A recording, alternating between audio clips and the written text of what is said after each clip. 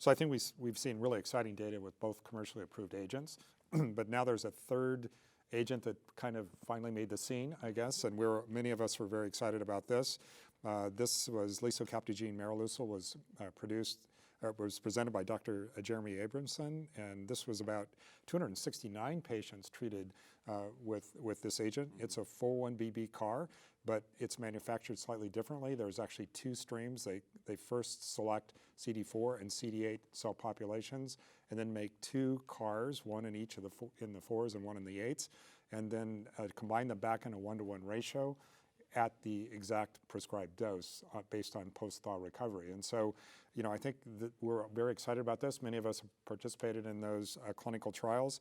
I think that the take home from that, from my perspective, was the response rate was high. I think 75% of patients had an overall response rate, and 55% of them had a complete remission, which seems pretty much in line with the other studies. With the follow-up that was presented so far, again, looks almost identical to axicabtagene, although there's clearly not the long-term follow-up. The thing that was quite striking about this agent was the perception that it was less toxic. Now, this is always a tricky thing because the study was done, it's the third study to be done. People have learned a lot about how to treat CRS.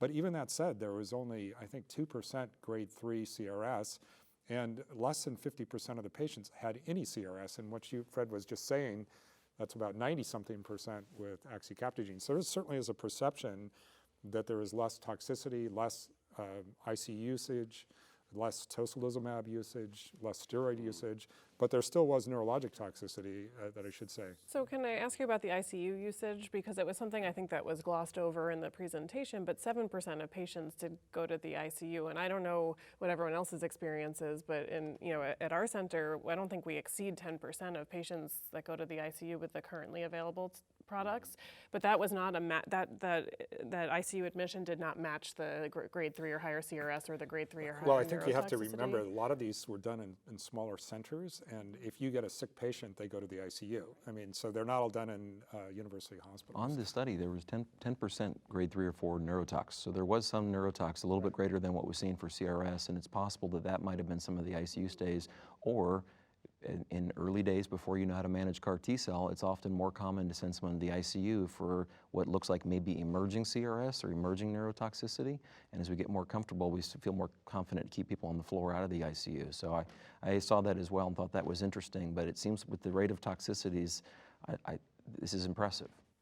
I would just add on to that and just say, I agree, David, that ICU usage is a difficult sort of variable and is highly utilized differently across centers. So, and to the point about severe toxicities, yes, the rates of severe toxicity are different, but it's important to recognize that the management of toxicities may have been different. Yes. When to use tocilizumab or corticosteroids in these trials may have been different, and also to acknowledge that the treatment-related mortality on the TRANSCEND study was 3%, and that's in line with what we've seen in the Zuma 1 and Juliet studies. So even though the rates of severe toxicity are lower, these are therapies that have the opportunity to have patients get really sick, and you really have to build up that experience to treat these patients. And the toxicities seen on the axi-cel and the tisagen-lacleucel are largely reversible toxicities. So these severe toxicities we saw in the other studies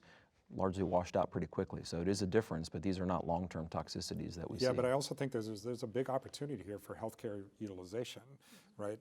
They also looked at, we reported an abstract with 44 patients, I believe, treated in the outpatient setting with lisocabtagene maraleucel. And surprisingly, 45% of them never required any hospitalization. And if you looked then at the median days that they did spend in the hospital compared to the people treated in the hospital, it was 6 or so days shorter, and the healthcare utilization, would be considerably less. And so I think at some point we'll probably be taking the big picture here. And I mean, with my patients with axicabtagene ciloleucel, the median hospitalization is 14 days, and we still have considerable number of patients that still end up in the ICU. So I don't know at your centers, but again, we don't have economic analyses yet. But that was one thing that was quite interesting. So I agree. I mean, and it's not only a healthcare utilization, it's also potentially a reimbursement issue. If you infuse CAR T-cell therapy in the inpatient setting or in the outpatient setting and admit the hospital within 72 hours, that falls upon the DRG-based billing of the lymphoma diagnosis for that patient. And unfortunately, that's led to some economic issues for the administration of these therapies. And I think the average admission was, I think, day 5, if I remember it, for the patients that were treated in the outpatient setting, which might be an opportunity. Well, I think this is a health policy issue, though, because our reimbursement pattern should not be dictating what we do for our patients, right? I think, and so that's not what we should be making our decisions about, and I think that has to be communicated. Totally agree, but at a close to $400,000 price tag, hospitals may not be able to afford to not get paid.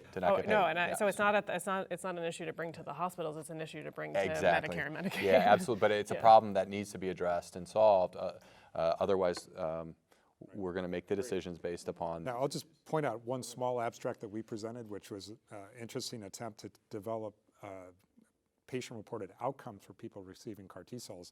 This has been limited approach so far. There's been a little data with Kymriah, but we actually tried to incorporate this into this study and amended the protocol, and I think it had 190 patients or so that did this. And what we basically saw there was a dip at 1 month in terms of patient-reported quality of life that then improved steadily pretty much throughout the treatment. The things to keep in mind are you can't fix things that pre-exist. So many of these patients, had neuropathy, they had prior therapy, they had prior transplants. They carry a lot of baggage coming into the treatment, and you're not going to cure that, with the treatment. Second thing is they all have active disease, and you would expect their quality of life to continually deteriorate if you can't treat their disease. So what we did find was if you look at responders versus non-responders, there's a marked difference in improvement in quality of life, which is not surprising. So I think, I'm not sure the value of these kinds of things in somebody with a fatal illness, but at least I think it does show that we're not hurting their quality of life by the toxicities or long-term toxicities with CAR T-cell therapy. Yeah, and I enjoyed your presentation on the patient-reported outcomes. We actually did a single center look at patient-reported outcomes with isocabtagene ciloleucel presented at last year's ASH and had similar findings, which is that during the acute phase of the therapy, patients are reporting more fatigue and other issues. But as time goes on, they actually feel better than they did before CAR T-cell therapy, and that's likely related to the fact that these patients are in durable remissions. And I think it is important to note that many of these patients within months after treatment are feeling sort of back to their pre-cancer baseline in many ways, or at least pre-CAR T baseline, and return to work and things like that. So I think this is critical for the success of CAR T-cells long term, especially as they move into second line, to be looking at these quality of life issues. And going back to the idea of healthcare utilization, as a third line therapy, it's very important. If these second line clinical trials, which we'll talk about in a moment, are positive, the number of patients who may be eligible for CAR T-cells may skyrocket, and that may have an even greater taxing of the healthcare utilization and the need to look at this as a health policy from government payers.